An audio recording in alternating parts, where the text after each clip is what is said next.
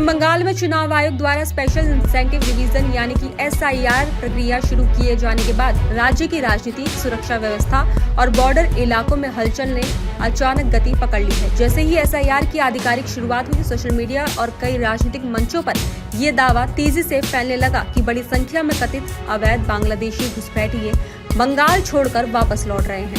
ये दावा पूरी तरह से ठोस आंकड़ों के साथ अभी प्रमाणित नहीं है, लेकिन इन दिनों बॉर्डर क्षेत्रों से आ रही विभिन्न खबरों ने इस बहस को और तेज कर दिया है। BSF की ओर से साझा किए गए आधिकारिक अपडेट्स में बताया गया कि हाल ही के महीनों में सीमा पार अवैध ढंग से प्रवेश करने की कोशिश कर रहे कई व्यक्तियों को रोका गया है और कुछ को भारतीय सीमा में प्रवेश से पहले ही वापस कर दिया गया है। कुल कितनी संख्या में ऐसा हुआ, ये अलग अलग रिपोर्ट्स में भिन्न भिन्न तरीके से पेश किया गया है, लेकिन राजनीतिक विमर्श में ये मुद्दा एक बड़े विवाद का रूप ले चुका है।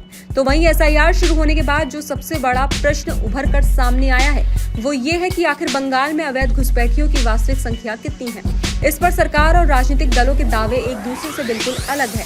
केंद्र सरकार के संसदीय बयानों और विभिन्न रिपोर्ट्स में अनुमान लगाया गया कि बंगाल में बड़ी संख्या में विदेशी नागरिक अवैध रूप से रह सकते हैं। वहीं बीजेपी ने चुनावी मंचों से दावा किया कि राज्य में लगभग 1.25 करोड़ अवैध घुसपैठिए मौजूद हैं, जबकि कई अन्य सरकारी स्रोत इस संख्या को 70 लाख के आसपास बताते रहे हैं। ये संख्या निश्चित रूप से विवादित और राजनीतिक दावों पर आधारित है, क्योंकि कोई स्वतंत्र आधिकारिक आंकड़ा फिलहाल उपलब्ध नहीं है।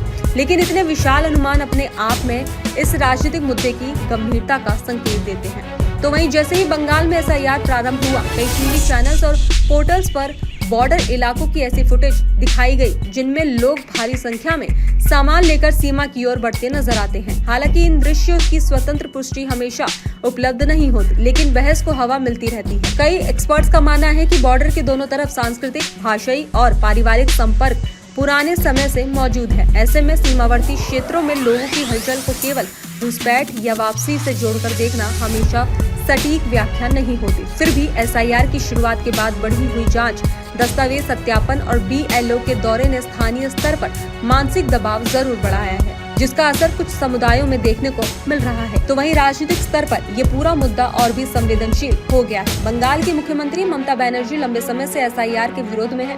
उन्होंने इस प्रक्रिया को संविधान विरोधी करार देते हुए कहा कि ये समाज में डर और तनाव पैदा कर सकती है।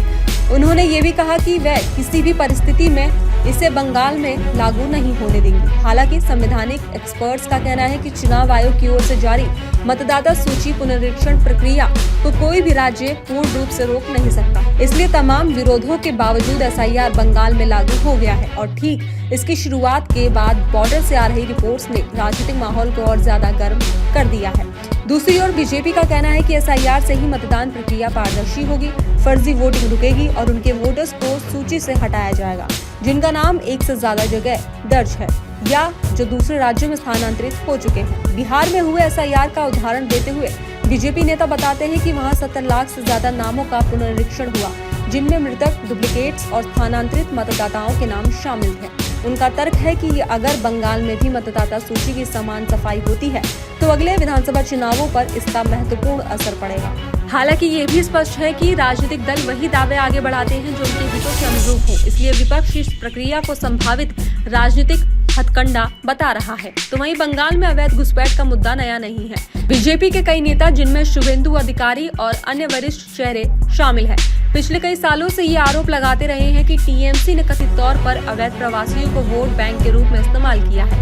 वह ये भी दावा करते हैं कि कुछ स्थानीय अधिकारियों और कार्यकर्ताओं के माध्यम से आधार कार्ड, राशन कार्ड और अन्य पहचान पत्र अपेक्षाकृत आसानी से प्राप्त कर लिए जाते हैं। कई मीडिया रिपोर्ट्स में ये भी कहा गया है कि कुछ इलाकों में आधार कार्ड की संख्या जनसंख्या से ज्यादा पाई गई। हालांकि ये दावे भी अक्सर बिना ठोस सरकारी पुष्टि के किए जाते हैं। लोकतांत्रिक प्रक्रियाओं से जुड़े ऐसे आरोपों की व्यवहारिक जांच आवश्यक होती है, क्योंकि केवल आरोपों के आधार पर किसी समुदाय या समूह को दोषी ठहराना उचित नहीं माना जाता। तो वहीं बॉर्डर इलाकों में आने जाने वाले लोगों की गतिविधियों पर नजर डालें तो विशेषज्ञ बताते हैं कि भारत बांग्लादेश सीमा कई हिस्सों में इतनी भौगोलिक रूप से जटिल है कि पारंपरिक जीवनचर्या में दोनों तरफ के समुदाय का आना जाना सदियों से चलता आया है। नदियाँ, खेत, साझा बाजार, परिवार, इन सब के कारण सीमा का स्वरूप कई जगहों पर सामाजिक रूप से मिश्रित है। ऐसे में किसी भी सख्त दस्तावेज सत्यापन प्रक्रिया का अचानक प्रभाव पड़ना स्वाभाविक है। क्योंकि कई परिवारों में दस्तावेज अधूरे होते हैं, कई लोगों के पहचान पत्र देर से बने होते हैं और कुछ लोग काम की तलाश में सीमाओं के भीतर और बाहर नियमित रूप से आवाजाही करते रहते हैं। तो वहीं एसआईआर की शुरुआत के बाद राजनीतिक विमर्श में एक और पहलू सामने आया है। विभिन्न दलों का कहना है कि अगर बड़ी संख्या में लोगों के नाम मतदाता सूची से हटते हैं तो इसका प्रभाव विधानसभा चुनाव के परिणामों पर अवश्य पड़ेगा। समर्थक दल इसे पारदर्शिता की ओर कदम बताते हैं, जबकि विरोधी दल इसे चुनावी गणित के लिए किया गया कदम बताते हैं। ये तय है कि बड़े पैमाने पर किसी भी मतदाता सूची पुनरीक्षण का चुनावी असर सीधे नजर आता है। बिहार इसका हालिया उदाहरण है, जहां पुनरीक्षण के बाद राजनीतिक समीकरण में बड़ा बदलाव देखने को मिला। तो वहीं इस बीच बॉर्डर इलाकों में स्थानीय लोगों के बीच असमंजस की स्थिति बनी हुई है। कई लोग ये समझ नहीं पा रहे कि एसआईआर से उन्हें क्या करना है, क्या दस्तावेज चाहिए, किस आधार पर उनका नाम रहेगा और किस आधार पर हट सकता है। चुनाव आयोग ने ये साफ किया है कि भारतीय नागरिकों को किसी भी तरह से डरने की आवश्यकता नहीं है और कोई भी मीडिया की अटकलों और कई टीवी डिबेट्स ने लोगों में भ्रम और चिंता भी पैदा की है। तो वहीं कुल मिलाकर बंगाल में एसआईआर ने एक बार फिर से इस मुद्दे को केंद्र में ला दिया है कि आखिर वास्तविक मतदाता कौन है और मतदाता सूची में गलत तरीके से शामिल हुए नामों को कैसे हटाया जाए। इससे जुड़े राजनीतिक दावे, बॉर्डर की संवेदनशील स्थिति, बीएसएफ की कार्रवाइयां और एसआईआर के बाद देखी जा रही हलचल इस पूरे विषय को केवल प्रशासनिक नहीं बल्कि गहरे राजनीतिक और सामाजिक आयामों वाला बनाती है। आने वाले महीनों और अगले विधानसभा चुनावों में ही ये स्पष्ट हो पाएगा कि मतदाता सूची में हुए इस पुनरीक्षण का प्रभाव वास्तविकता में कितना बड़ा होता है और किन वर्गों पर इसका सीधा असर पड़ता है।